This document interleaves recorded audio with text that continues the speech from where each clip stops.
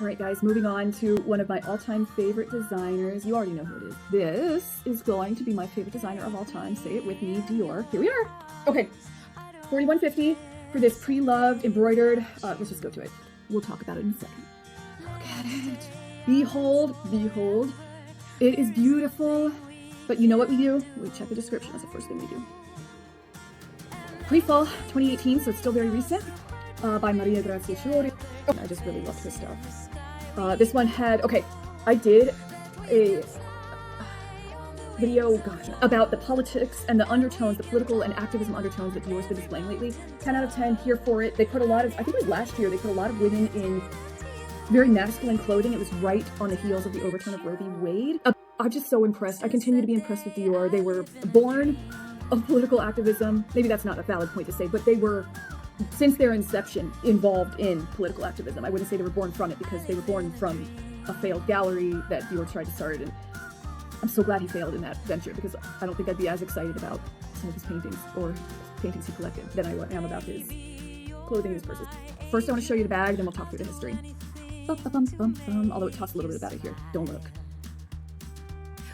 Okay, light tarnishing to the hardware, light scuffing to the leather top handle. So now that we know that, we're going to look for that in the photos. All right, for the Christian Dior Lady Dior with black clover embroidery. This one, oh, okay, you know I love Dior, you know they're my favorite. If you want a handbag with an iconic story, this one is it. So we all remember, at least everyone in their 30s, I would say, remembers Princess Diana. Anyway, she carried this bag in the 90s, and Dior literally renamed it after her. They had an original name for it. It was like the Dream or the Lucky or something along those lines. But they renamed it the Lady Dior because of her, because she was just photographed so many times wearing it. Dior himself was incredibly superstitious.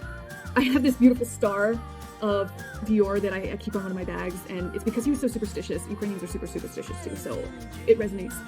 But he was on his way to open his store on the very first day on 38 Avenue La Montagne, and he saw a star on the ground, took it as a good omen, and made it into a cornerstone of his building and of his empire. And now that's why you see stars and clovers, and he did believe in like some kind of universal luck. So super cool.